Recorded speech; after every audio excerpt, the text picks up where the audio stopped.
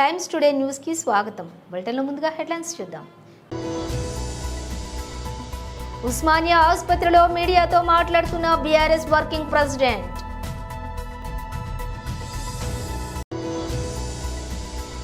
మీడియాతో మాట్లాడుతున్న Nizamabad MP Shri Arvind Dharmapuri.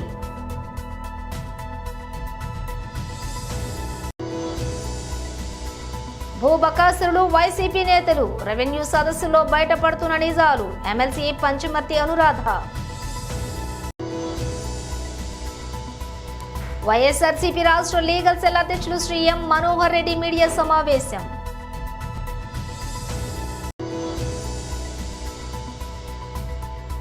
Pawan Kalyan office కు బెదిరింపు కాల్స్ చేసిన వ్యక్తి అరెస్ట్.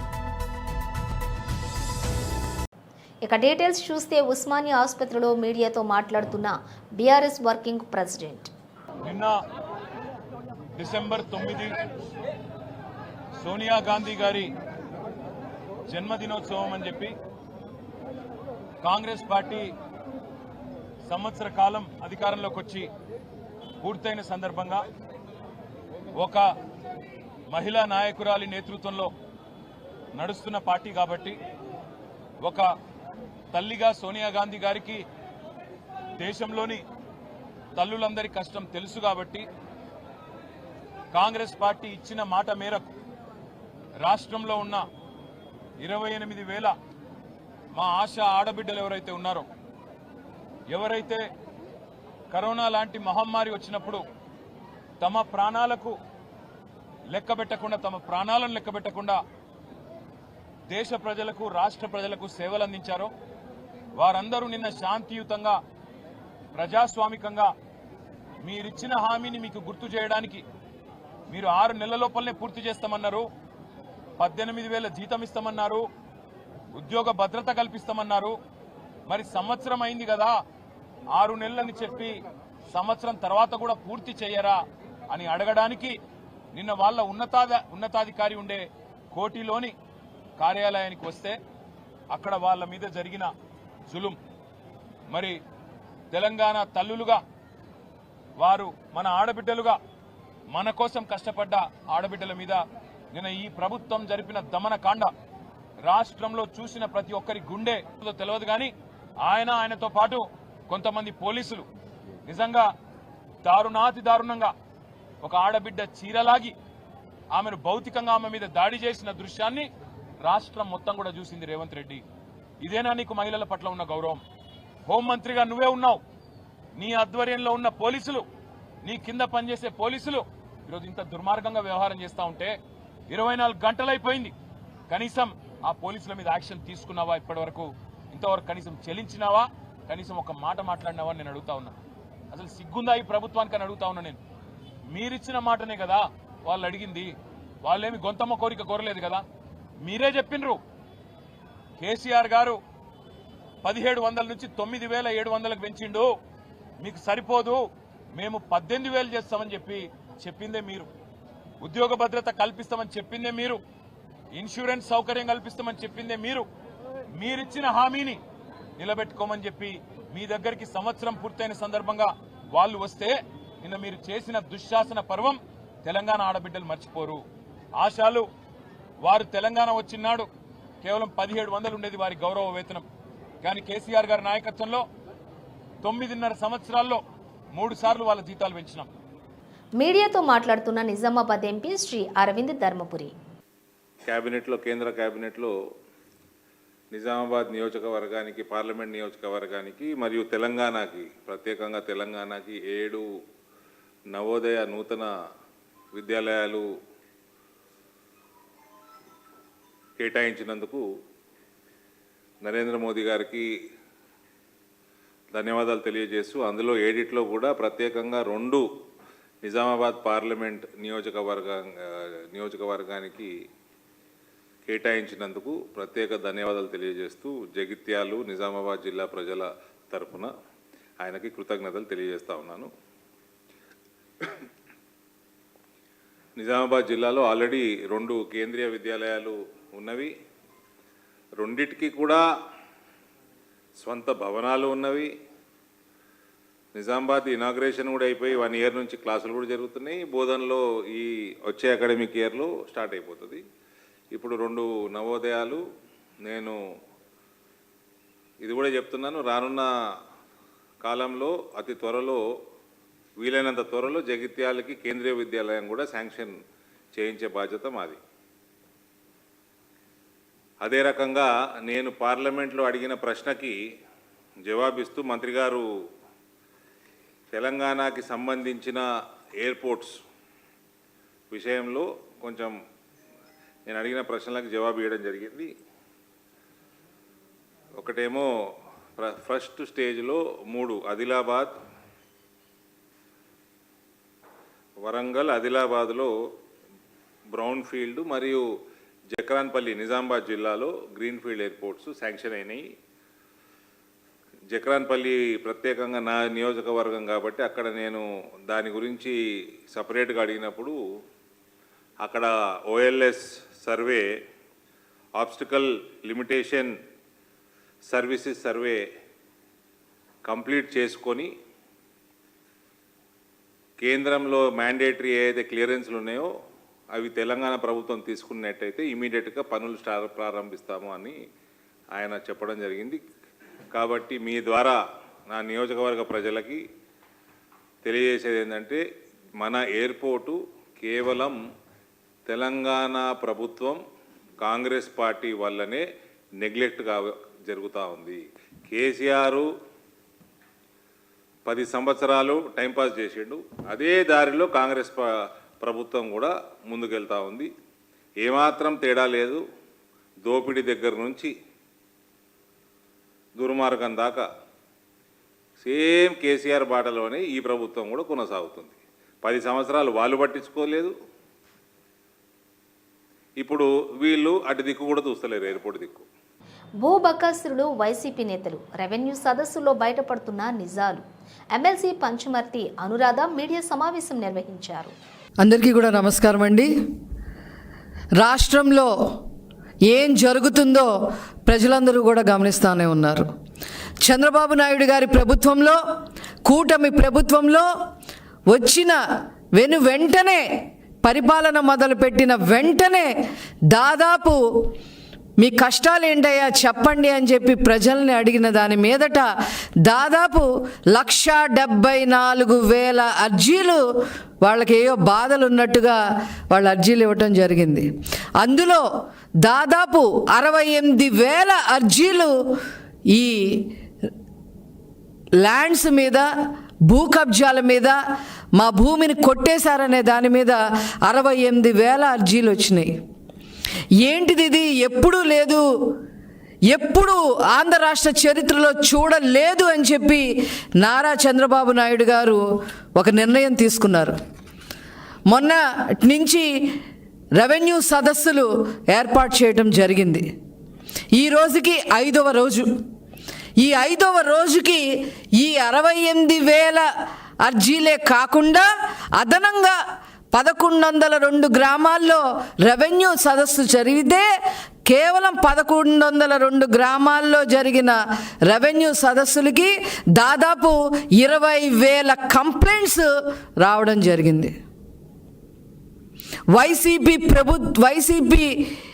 పార్టీకి ఏ మాత్రమైన జవాబుదారీతనం దీని మీద ఉందా అని చెప్పి ఈ సందర్భంగా నేను అడుగుతా ఉన్నా. 2019లో గద్దెనెక్కగానే వీళ్ళు చేసిన మొట్టమొదటి పని భూ ఆక్రమణలు. బకాసుర్లాగా తిని అవతల పారేశారు. ప్రజల్ని అమాయకుల్ని చేసి కొట్టి తిట్టి గన్నులు చూపించి కత్తులు చూపించి వాళ్ళ పేరు మీద రాయించేసుకున్నారు. ఎంత దారుణం అంటే వీళ్ళు ప్రభుత్వ భూములు వదిలిపెట్ల, దేవాదాయ భూములు వదిలిపెట్ల, అసైన్డ్ భూములు వదిలిపెట్ల, ఇనాము భూములు వదిలిపెట్ల, అటవీ శాఖకు సంబంధించిన భూములు వదిలిపెట్ల, ఇరిగేషన్ శాఖకు సంబంధించిన భూములు వదిలిపెట్ల, ఏ భూములు కూడా వదిలిపెట్టకుండా గ్రామాల్లో కూడా మరి ప్రతి గ్రామంలో కూడా ల్యాండ్ మాఫియా చేయటం జరిగింది. ఈ ల్యాండ్ మాఫియాకి హెడ్ జగన్మోహన్ రెడ్డి అయితే సమన్వయకర్తలు ఉత్తరాంధ్రకి సంబంధించి ఎస్వి సుబ్బారెడ్డి, విజయసాయి రెడ్డి. రాయలసీమకు సంబంధించి పెద్దిరెడ్డి రామచంద్రారెడ్డి, మిథున్ రెడ్డి. ఇక్కడ మొత్తం సమన్వయకర్తగా ఇక్కడ అమరావతి కోస్తా జిల్లాలో ఈ సమన్వయకర్త, ఈ ల్యాండ్ మాఫియా సమన్వయకర్త ఎవరు అంటే సజ్జల రామకృష్ణారెడ్డి. వైఎస్ఆర్సీపీ రాష్ట్ర లీగల్ సెల్ అధ్యక్షులు శ్రీ ఎం మనోహర్ రెడ్డి మీడియా సమావేశం నిర్వహించారు.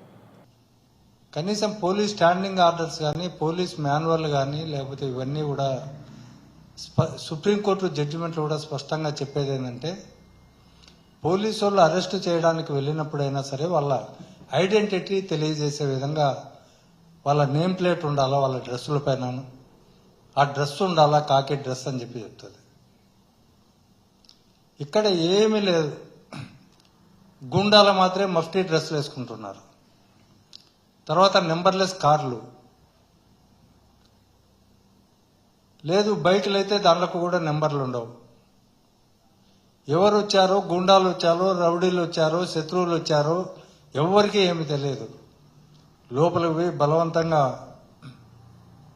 ఇంటి సభ్యులను బెదిరించి పోలీసులమని కూడా చెప్పకుండా అదంతా మాట్లాడి పంపించేస్తాం, మేము అతని స్నేహితులమే అని చెప్పి దుర్మార్గంగా రాష్ట్ర వ్యాప్తంగా తీసుకుపోతున్న సందర్భాలు.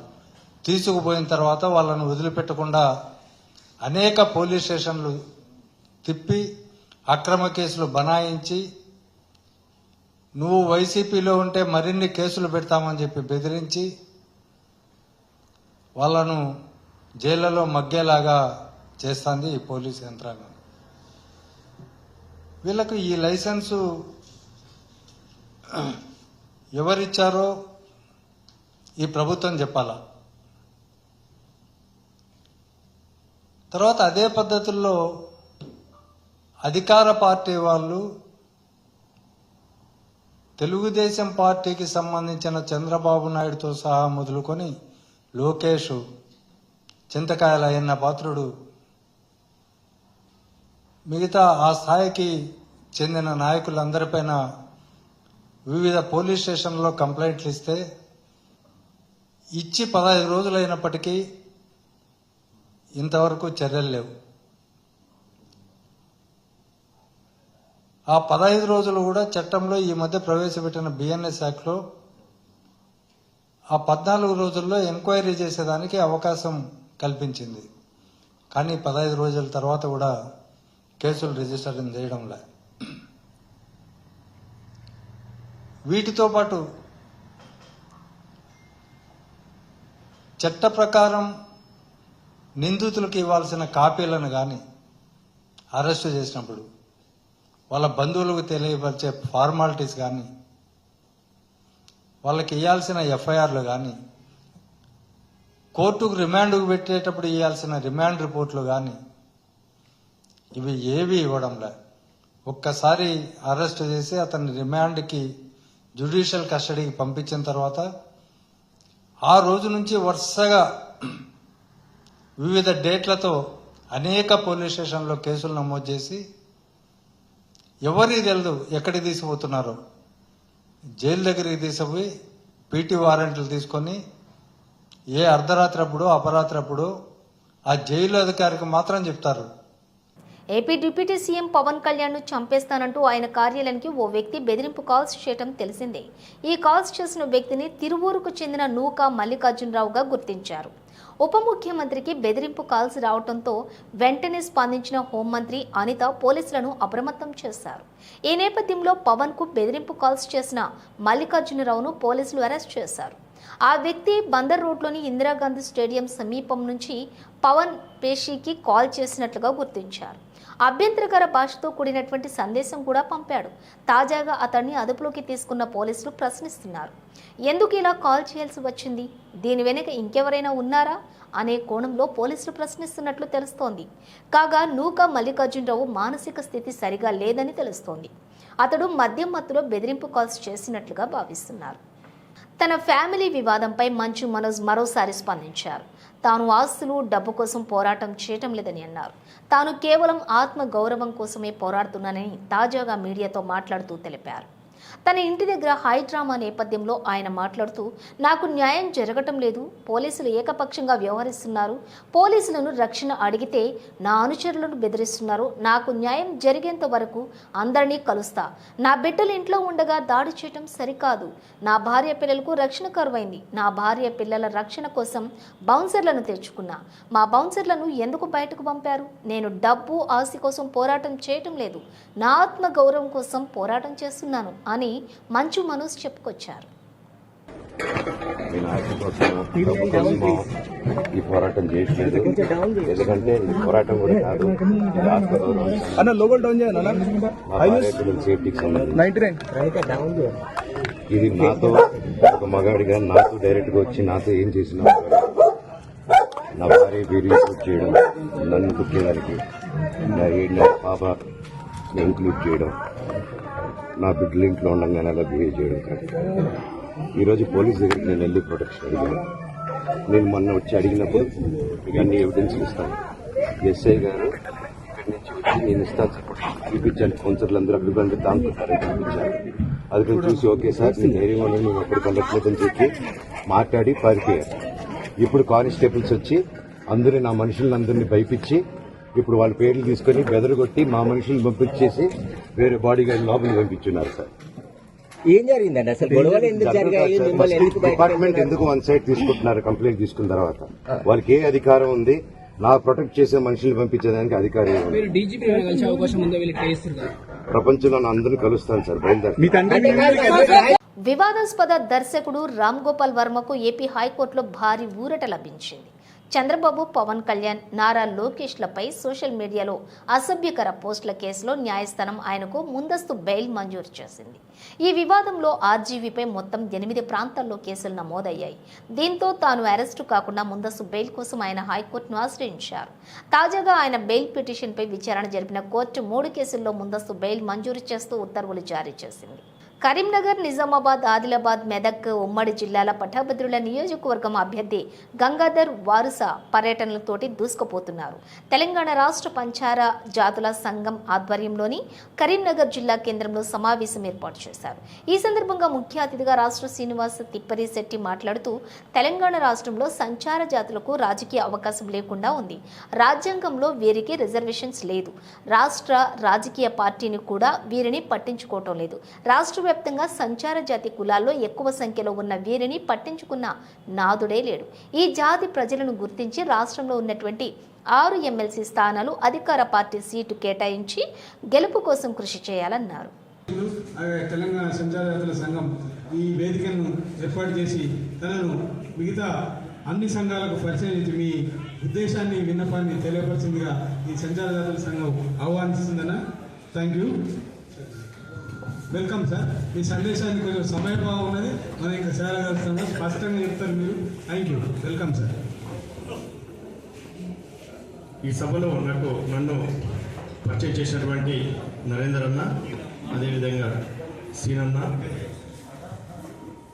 భవిష్యత్తు తరాలకు బాటలు వేయడానికి వచ్చినటువంటి మహనీయులందరికీ, ఇక్కడ కూర్చున్న మహనీయులందరికీ పేరు పేరున నమస్కారం. అయితే నా గురించి కొంతవరకు చెప్పారు.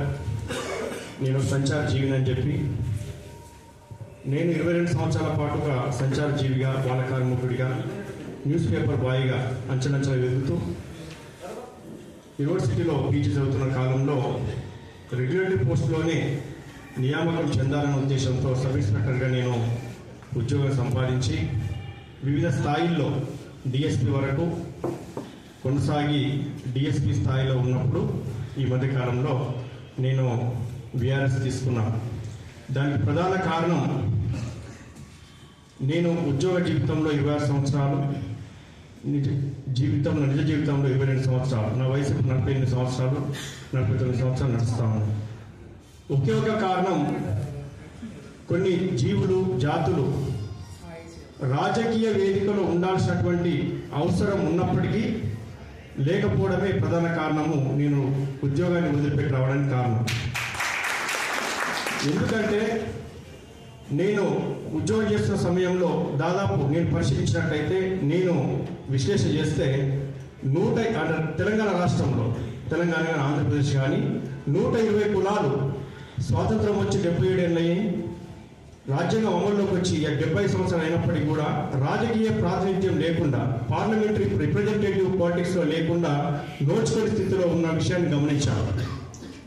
అటువంటి స్థితిలో ఉన్నప్పుడు అటువంటి వేదికలో ఉండాలంటే ఖచ్చితంగా రాజకీయంగా మాత్రం ప్రయత్నం చేసినప్పుడే అన్ని సమస్యలు తీయడానికి అవకాశం ఉంటుంది. మన ప్రభుత్వాలు మానవ సూచిక చూస్తూ ఉంటాయి, మానవ అభివృద్ధి సూచిక చూస్తూ ఉంటుంది, అదేవిధంగా సంక్షేమ అభివృద్ధి చేస్తూ ఉంటుంది, అభివృద్ధి బాటలో నడపాలనుకుంటుంటారు. అటువంటి సందర్భాల్లో ప్రతిదానికి రాజకీయం ముడిపడి ఉన్నప్పుడు మన వర్గాలు రాజకీయ ప్రాతినిధ్యం వహించినప్పుడు మాత్రమే అవకాశం ఉంటుందని చెప్పి నేను ఒక మాటలో చెప్తూ ఇంకా వేరే విషయాలకు నేను వెళ్ళడం లేదు. ఈ సందర్భంగా నేను నా ముందున్నటువంటి ఛాలెంజ్ ఏదైతే MLC graduates elections Karimnagar, Medak, ఉమ్మడి కరీంనగర్, ఉమ్మడి మెదక్, ఆదిలాబాద్, నిజామాబాద్ జిల్లాల నుంచి నేను గ్రాడ్యుయేట్స్ ఎమ్మెల్సీగా బరిలో ఉన్నాను. ఈ సందర్భంగా నన్ను పరిచయం చేస్తూ నాకు మద్దతు పలకాలని చెప్పి అక్కడ ఉన్నటువంటి 4 జిల్లాలో కాకుండా రాష్ట్ర వ్యాప్తంగా ఉన్నటువంటి అందరు ప్రతినిధులు నాకు మద్దతు పలకాలని చెప్పి నన్ను పరిచయం చేసినటువంటి ఇక్కడ ఉన్నటువంటి పెద్దలు, మహనీయులందరికీ ఒకసారి కృతజ్ఞత చెబుతూ నమస్కారం చెప్తున్నాను. Thank you Gangadhar sir. అలాగే మా బ్రిటన్ ముగించే ముందు హెడ్లైన్స్ మరోసారి. ఉస్మానియా ఆసుపత్రిలో మీడియాతో మాట్లాడుతున్న బీఆర్ఎస్ వర్కింగ్ ప్రెసిడెంట్.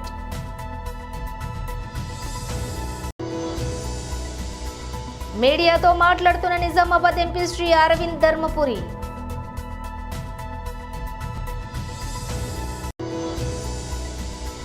భూబకాసురులు వైసీపీ నేతలు, రెవెన్యూ సదస్సులో బయటపడుతున్న నిజాలు, ఎమ్మెల్సీ పంచమర్తి అనురాధ.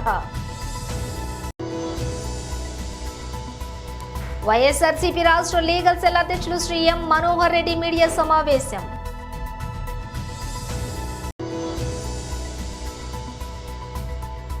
పవన్ కళ్యాణ్ ఆఫీస్ కు బెదిరింపు కాల్స్ చేసిన వ్యక్తి అరెస్ట్.